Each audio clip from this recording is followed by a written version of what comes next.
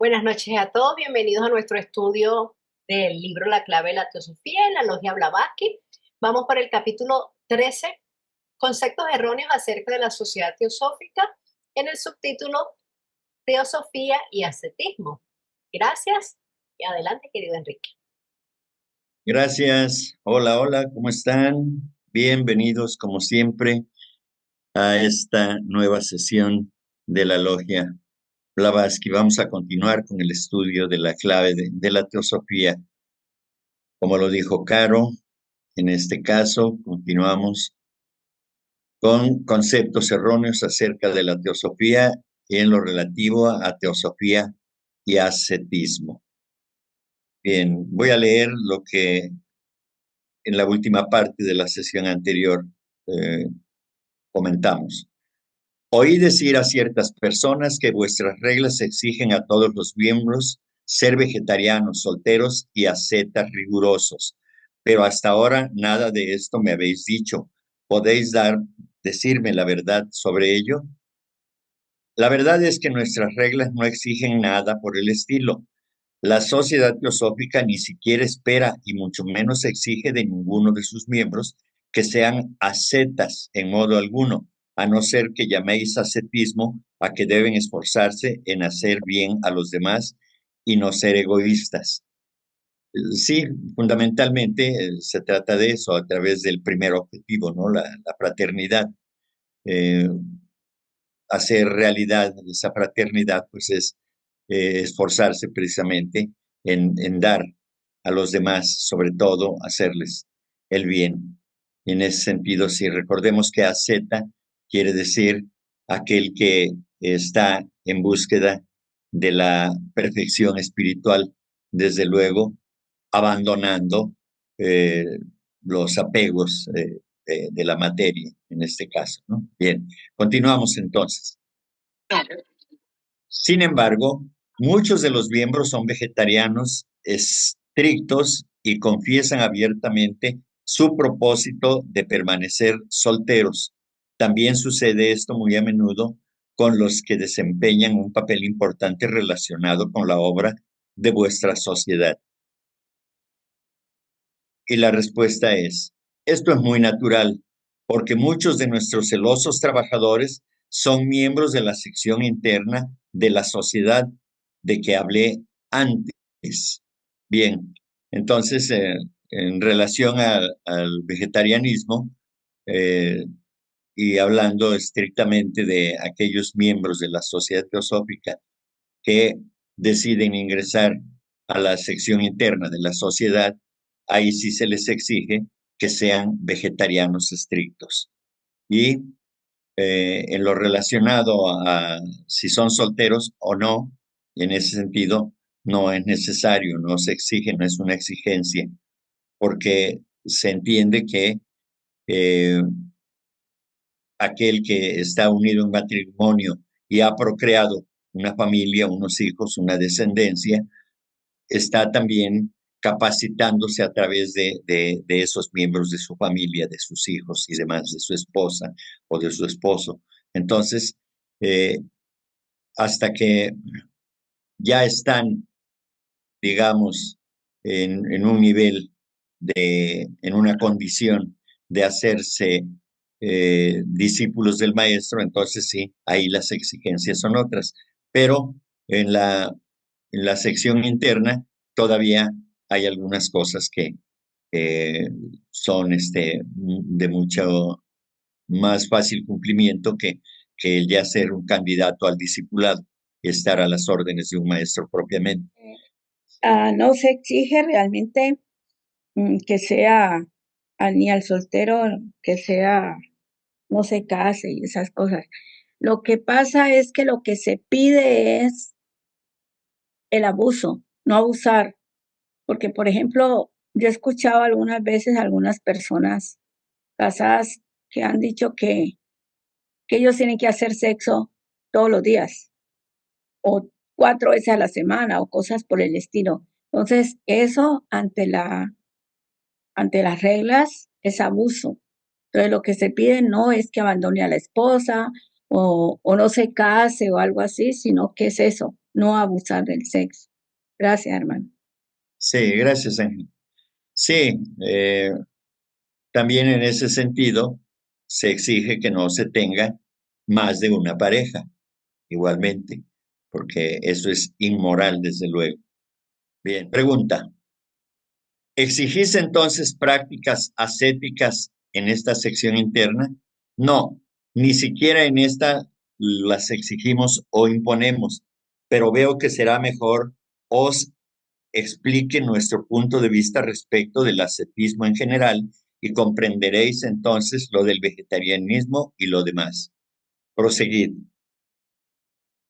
Como ya os dije, muchos de los que se convierten realmente, fíjense bien, realmente en verdaderos estudiantes de teosofía y en trabajadores activos dentro de nuestra sociedad, desean hacer algo más que estudiar teóricamente las verdades que enseñamos. Desean conocer la verdad por experiencia personal y directa y estudiar ocultismo con el objeto de adquirir la sabiduría y el poder que sienten que necesitan para ayudar a los demás eficaz y juiciosamente en vez de obrar a ciegas y a la aventura. Por esto, tarde o temprano entran en la sección interna. Bien, entonces, cuando dice verdaderos estudiantes de teosofía, quiere decir que ponen un verdadero interés y tratan de practicar precisamente las enseñanzas de la teosofía eh, en como un ideal en su aspecto más elevado. Si no se puede llegar a ese ideal con el propósito de mejorar, de ser mejor y convertirse en un canal de servicio para los demás, por lo menos se está intentando. Y cuando se intenta, pues hay logros, definitivamente, ¿no? Entonces, luego dice trabajadores activos. Activo es precisamente eso, el que muestra su interés, el que tiene la voluntad, el que ejerce acciones que nos permiten identificarlo como alguien que desea relacionarse con los demás para poder ayudarles, para poder servirles de alguna manera. Entonces, no es un oyente solamente, sino que participa y trata de ayudar, trata de servir al plan de la sociedad teosófica, que es el mismo plan de los maestros y de la teosofía en sí misma. Entonces, eh, yo quiero entender que al decir trabajadores activos se refiere a eso, no a que realicen una actividad cualquiera, sino a que realmente estén comprometidos con los objetivos de la sociedad, particularmente el primer objetivo, que es el de la fraternidad. Desean hacer algo más que estudiar teóricamente las verdades que enseñamos, es decir, se trata de poder cumplir en la medida de lo posible, en el porcentaje que nuestra capacidad nos permita, hacer realidad esas verdades que la teosofía enseña. Bien, desean conocer la verdad por experiencia personal y directa. Ese es otro asunto que es importante pues aclarar. Conocer la verdad por experiencia personal y directa significa que por mucho que un expositor o por mucho que un autor escriba algo, frases hermosas, frases elevadas de contenido espiritual y demás, el estudiante debe buscar más allá de eso que está escrito o de lo que un ponente diga, ¿sí? Debe tratar de buscar su experiencia personal y directa, tratando de corroborar que aquello que se dice o que se escribe es acorde con lo que voy a experimentar. Si hay recomendaciones, si hay guías y demás, y entonces si sigo los pasos correspondientes y logro adquirir esa experiencia eh, que me permita verificar que aquello que escuché o que leí está acorde con lo que experimenté, entonces eso es lo mejor que se puede hacer. Bien, y luego dice estudiar ocultismo con el objeto de adquirir la sabiduría y el poder que sienten que necesitan para ayudar a los demás eficaz y juiciosamente. Entonces, recordemos que hablar de ocultismo es hablar de purificar los pensamientos, las emociones y consecuentemente el resultado será que las acciones tienen que ser puras también, tienen que ser de un valor elevado para ayudar, para servir a los demás. Ocultismo no es estudiar fórmulas ni hacer magias ni nada de eso. El ocultismo es purificarse. Eso es, eso es lo fundamental. Por supuesto que podemos hablar eh, desde un punto de vista de la definición, pero en la práctica es eso, es purificarse, elevarse en la condición que nos encontramos. Digamos, si es una condición de impureza, entonces cuando se empieza a trabajar para purificarse y se logra esa purificación, entonces ese ser humano poco a poco se va transformando y se va realizando como un ocultista verdadero, ¿sí?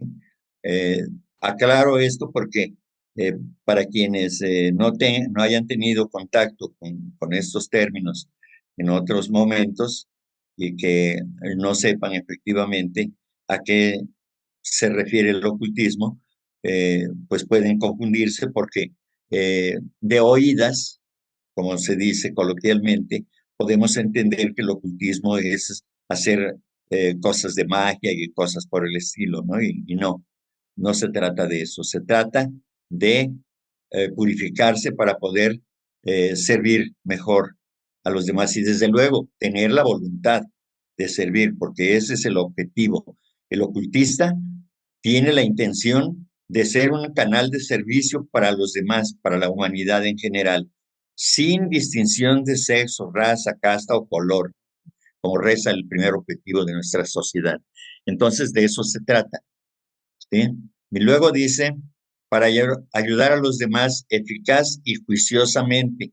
Es decir, no es ayudar por ayudar, es ayudar de manera eficaz, que la ayuda llegue a quien debe en el momento oportuno y de la manera más eficaz que sea posible, ¿no? O en este caso, sin lugar a dudas, tiene que ser eficaz, no, no posiblemente, sino tiene que ser eficaz. Y además, previamente sometido a un juicio, es decir, hay que razonar para poder obrar juiciosamente. Luego dice, en vez de obrar a ciegas y a la aventura, es decir, pues hay, como se dice coloquialmente, pues ahí se va a ver qué resulta, ¿no? Entonces, no se trata de eso, se trata de que aquel que ya está comprometido debe de buscar la oportunidad de servir, pero de una manera eficaz y haciendo un juicio previo para no equivocarse, utilizar el discernimiento. Bien, por esto tarde o temprano entran en la sección interna. Por supuesto que para ingresar a la sección interna, pues se hace una solicitud en el formalismo administrativo y pasará un mes, pasará un año, pasarán 5, 10 años y no hay respuesta. Entonces, hasta que llega la respuesta, que puede ser positiva o negativa, entonces, pues ya sabrá el hermano o la persona que está solicitando el ingreso a la sección interna. En ese sentido, pues ya una vez aceptado, pues entonces ya pasa a formar parte de la sección interna o la escuela esotérica. Pregunta, acabáis de decir que ni tampoco en esa sección interna internas necesarias las prácticas ascéticas? Y la respuesta es, no lo son, pero lo primero que en ella aprenden los miembros es un concepto exacto y verdadero de la relación del cuerpo o envoltura física con el hombre interno, o sea, con el hombre verdadero. Yo lo que comprendo aquí es de que precisamente debe tenerse un concepto claro, preciso, acerca de lo que significa estar encarnado en un cuerpo físico, ¿sí? Y su relación de ese hombre físico con el hombre interno. Entendemos que la envoltura física, el cuerpo físico, el cuerpo humano físico, es el instrumento, es el vehículo a través del cual se manifiesta el hombre interno, a través de su manera de actuar, a través de sus acciones, por supuesto. Entonces, eso tiene que, si, si la personalidad ya está en contacto con el hombre interno, entonces empieza a mostrar una forma diferente de actuar a través del cuerpo físico, del hombre físico. Entonces, eso es lo que yo considero que es importante resaltar en este caso, que hay ya hay una comunión, ya hay una comunicación clara y directa, y por eso el hombre interno hace que el cuerpo físico sirva a sus propósitos, que son propósitos netamente espirituales. De eso se trata, eliminando el egoísmo, eliminando el orgullo, y todas las emociones bajas que generamos a través del cuerpo físico, que por supuesto es el control también de los deseos, es decir, y del Kama Rupa en general, ¿no? Entonces, el Kama Rupa es el cuerpo de los deseos, para aclararlo, ¿sí? Entonces, creo que es en ese sentido que va dirigida este mensaje. Bien, y que ya sabemos que en el libro de los pies del maestro dice, recuerda que tú no eres tu cuerpo, ¿verdad? Entonces, lo que el cuerpo quiera, lo que el cuerpo desee, eso no es importante. Lo importante es de que el hombre interno diga, no, tú quieres descansar en el momento en que hay oportunidad de servir y tú quieres descansar, no te lo voy a permitir. Entonces, te ordeno que sirvas, ¿sí? Entonces, de eso se trata, de que ya el hombre interno tenga control sobre el hombre externo, la personalidad. Desde luego que contando dentro de esa personalidad a los deseos materialistas, egoístas, por supuesto. Bien. Luego dice, la relación y la acción intermedia mutua entre estos dos aspectos de la naturaleza humana les es explicada y demostrada. Así es que pronto quedan penetrados de la importancia suprema del hombre interno, comparada con la cubierta o cubierta exterior o cuerpo. Es decir, dice la relación y la acción intermedia, ¿sí? Es decir, que entre el hombre interno y el hombre externo existen ciertas condiciones que hay eh, que experimentar. Y por supuesto que en esa acción intermedia está precisamente la colaboración de ambos aspectos del espíritu, es decir, el hombre interno o la mente superior y el cuerpo físico. Entonces, eh, hay que pasar, hay que negociar, vamos a decir, entre esa comunicación no se da de forma directa, sino que, como ya dije, eh, entre ambos aspectos hay un campo de batalla en el cual tiene que salir victorioso el hombre interno. ¿sí? Y eso me refiero a la utilización del aspecto de la vitalidad, del principio vital.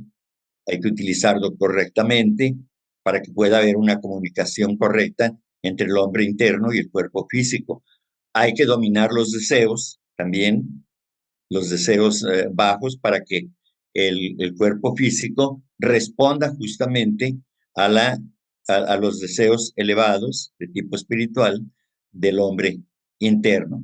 Entonces, todo eso es importante hacerlo notar para que veamos cómo funciona internamente la dinámica de la relación entre el verdadero ser, el, el ser que reencarna, y sus otros vehículos inferiores, que finalmente pues tendrán que asumirse como parte de esa entidad, de ese ente superior que es la, el alma humana. En este caso, el alma humana también se le denomina manas, mana superior o la mente superior.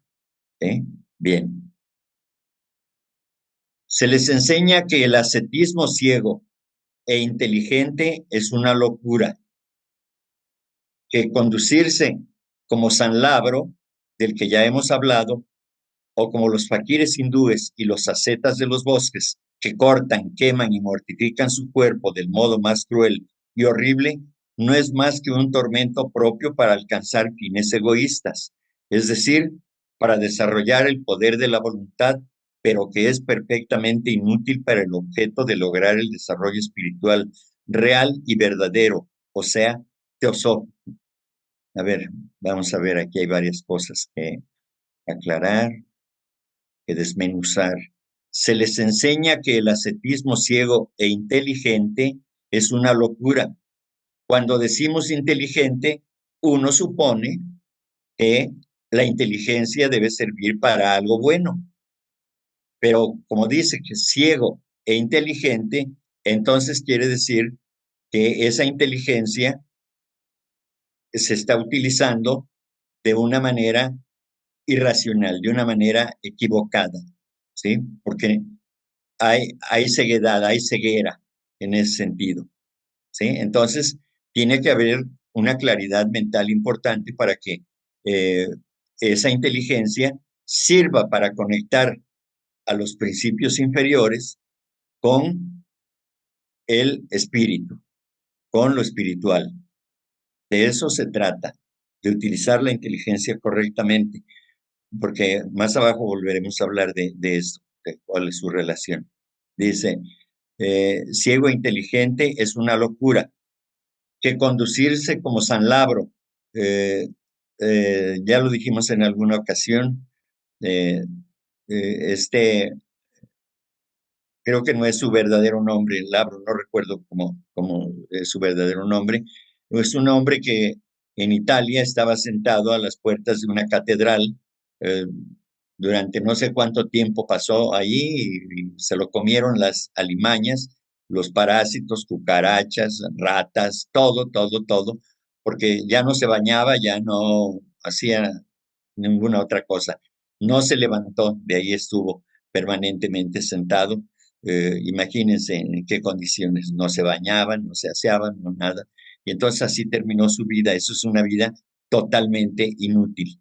Y también lo de los faquires hindúes que hacen maravillas y que a través del poder de la voluntad, pues pueden hacer cualquier cosa, caminar sobre las brasas, sobre eh, las espinas y cosas por el estilo, ¿no? ¿Por qué? Porque utilizan el poder de su voluntad para desvincularse del dolor y de ese tipo de cosas, ¿no? Entonces, no hacen otra cosa que finalmente eh, mortificar al cuerpo y eso pues no le beneficia a nadie, es solamente un egoísmo concentrado de demostrar que yo puedo, por el poder de mi voluntad, puedo hacer esto, ¿sí? ¿Y a quién le sirve todo eso? ¿Para qué sirve? Nada más para elevar el nivel de su vanidad, pues eso no sirve a nadie, por supuesto, ¿sí? Entonces, esto tenemos que verlo de esa manera, que la inteligencia en este caso no sirve para nada, exactamente, no sirve para el propósito de la espiritualidad, ¿ves? Pero ese desarrollo de la voluntad de esa manera es casi seguro que si en otras encarnaciones se sigue practicando, ese ser humano va directo a hacerse mago negro, ¿sí? Porque los magos negros son muy inteligentes, pero utilizan el poder de su voluntad para desarrollarse, sus poderes, con el propósito de beneficiarse personalmente. No importa si daña a otros. El dolor de los demás no le importa. Lo importante es de que él se sienta feliz, que se sienta realizado, y eso es un mago negro, ¿sí? Entonces, si se emplea el poder de la voluntad y la inteligencia para eso, para aprovecharse de los demás, entonces va directamente al sendero de la oscuridad, al sendero de la mano izquierda, como se le llama, a la magia negra, ¿sí? Entonces, lo contrario es no retener para uno, sino al contrario, todo lo que llega debe canalizarse para el servicio de los demás. Ese es el real y verdadero sentido de la enseñanza teosófica. Es necesario que pongamos mucha atención en eso y que sabemos que es un camino eh, para unos muy difícil, para otros no tan difícil y para otros es algo natural. ¿Por qué? Porque se está ya deshaciendo, se está desapegando de aquellas cosas que no ayudan en el camino espiritual. Desde luego que cuando somos profundamente egoístas o altamente egoístas, pues eso cuesta mucho si hay la voluntad de querer cambiar. Hay sufrimiento, hay dolor, porque eh, el egoísmo está tan arraigado en nuestra personalidad que nos es muy difícil deshacernos de él. Sin embargo, no es imposible. A través de la práctica del altruismo se puede lograr poco a poco. Desde luego, no es de un día para otro, ni es en una sola encarnación. Habrán de pasar muchas encarnaciones antes de que este propósito sea cumplido cabalmente. Comprendo. Consideráis solamente como necesario el ascetismo moral. Es como un medio para un fin, siendo este fin el perfecto equilibrio de la naturaleza interna del hombre y la consecución del dominio completo sobre el cuerpo con todas sus pasiones y deseos.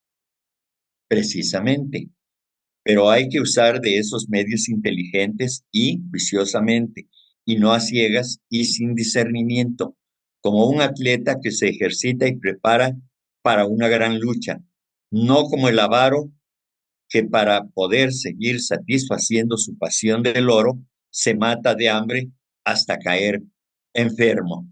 Y con respecto a esto último, pues sí, así vemos, quizá todos hemos conocido a personas que llegan al extremo eh, de privarse de lo necesario que requiere su cuerpo físico para poder estar fuerte y poder hacer un servicio a los demás de manera satisfactoria.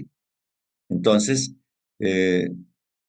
los avaros, pues prefieren estar guardando porque están enfermos, porque no quieren soltar, no quieren dar, no quieren que fluya. Y entonces están acumulando su tesoro, pero es un tesoro material completamente.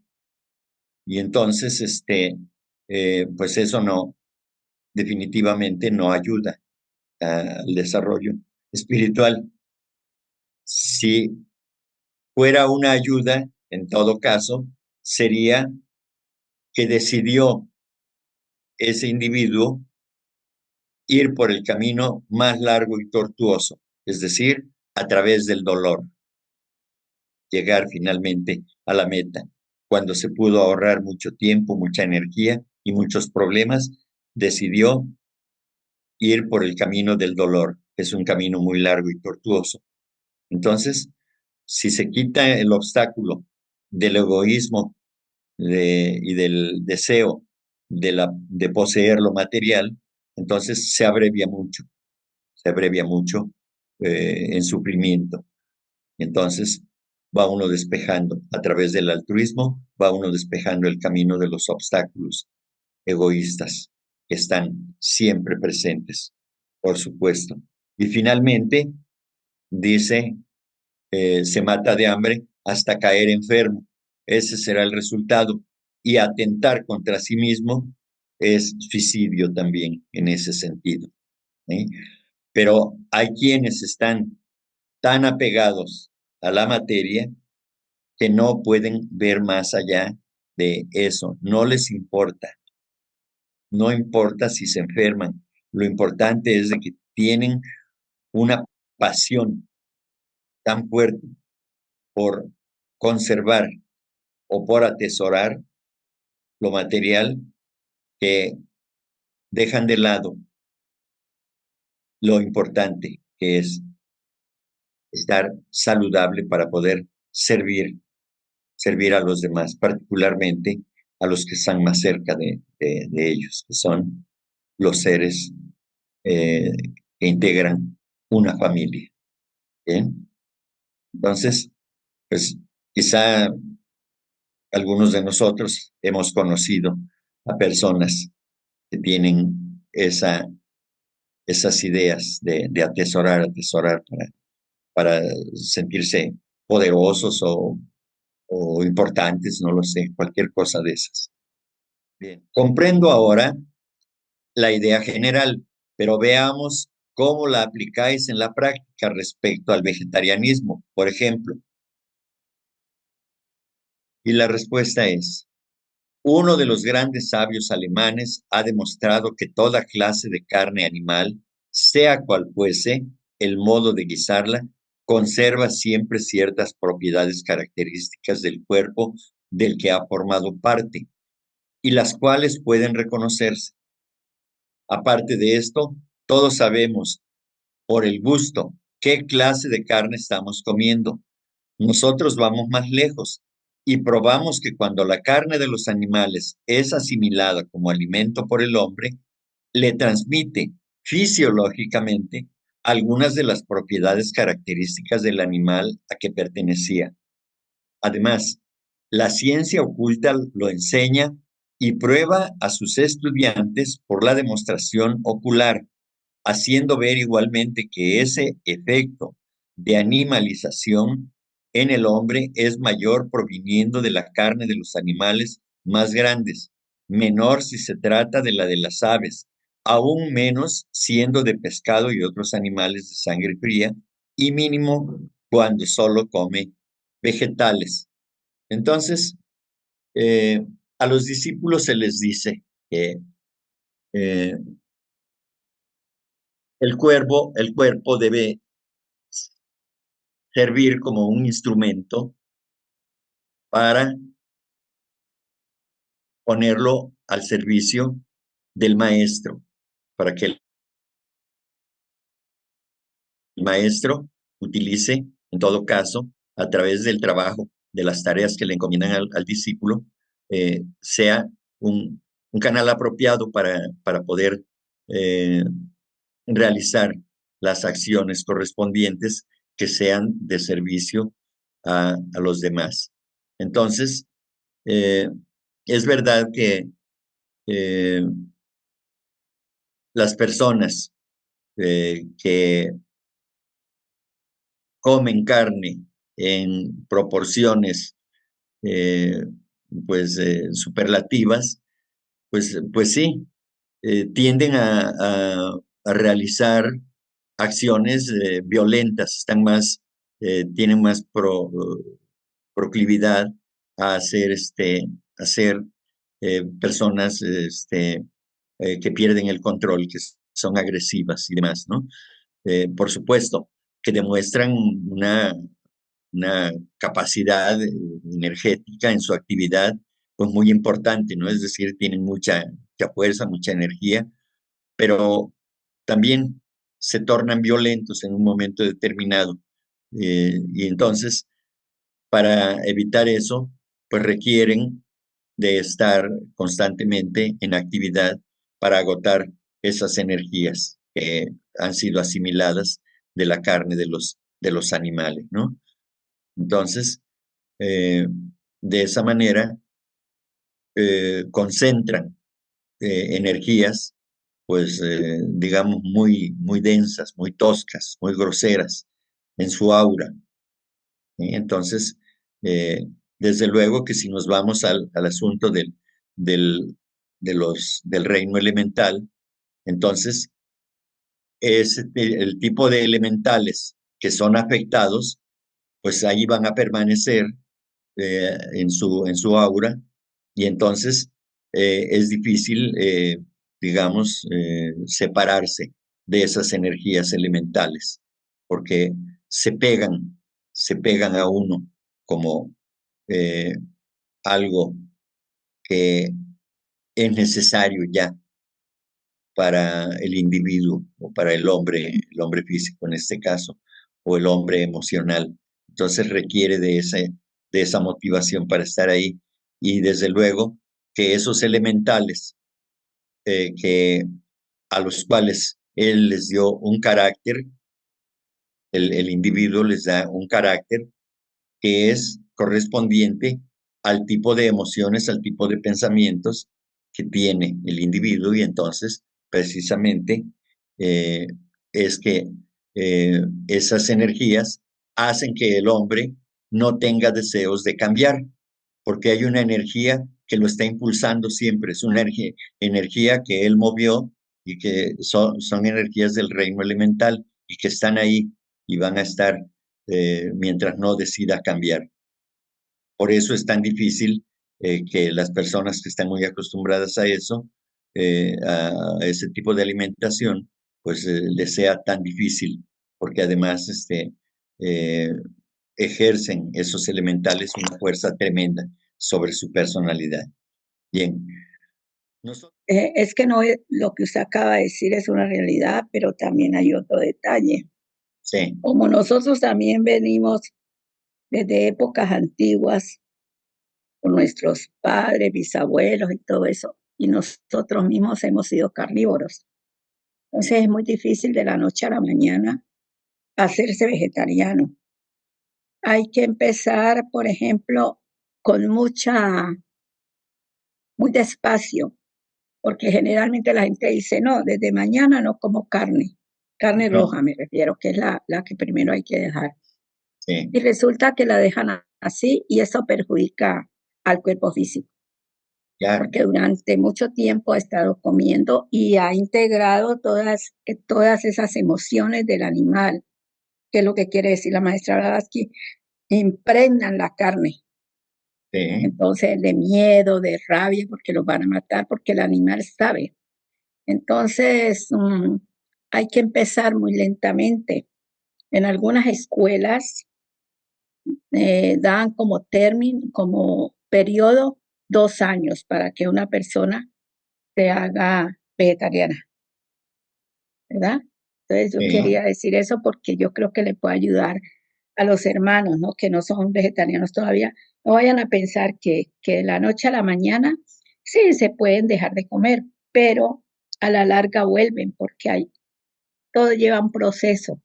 Lento, es mejor lento, pero seguro. Gracias, hermano. sí, a ti, Ángela. Gracias. Sí, lo importante es la convicción que se tenga, ¿no? Y el poder de la voluntad. Y desde luego se debe seguir un propósito. ¿Por qué dejo de comer carne? Eso es lo importante, lo que realmente vale la pena destacar, ¿no? Bien, a ver, Salomón. Sí, gracias, Enrique. Oye, Enrique, en la sección esotérica está mencionando ¿hay ayuda para la persona que no es vegetariana y que pretende ser vegetariano? ¿O simplemente cada quien ve cómo le hace, no? Porque supongo que si uno no sabe ser vegetariano, uno se puede desnutrir, puede haber una anemia.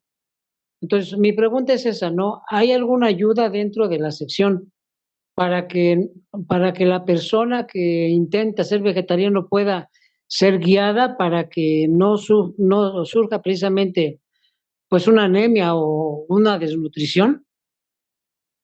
Sí, pero no como un requisito, sí como una forma de ayudarse, ¿no? Pero generalmente aquel que desea ingresar eh, previamente pregunta cuáles son los requisitos, entonces ya le dicen, hay que ser vegetariano. Ah, bueno, pues ok, en mi caso, y creo que en tu caso también, pues haríamos lo que estás diciendo, ¿no? Bueno, yo todavía como carne, pero quiero hacerme vegetariano.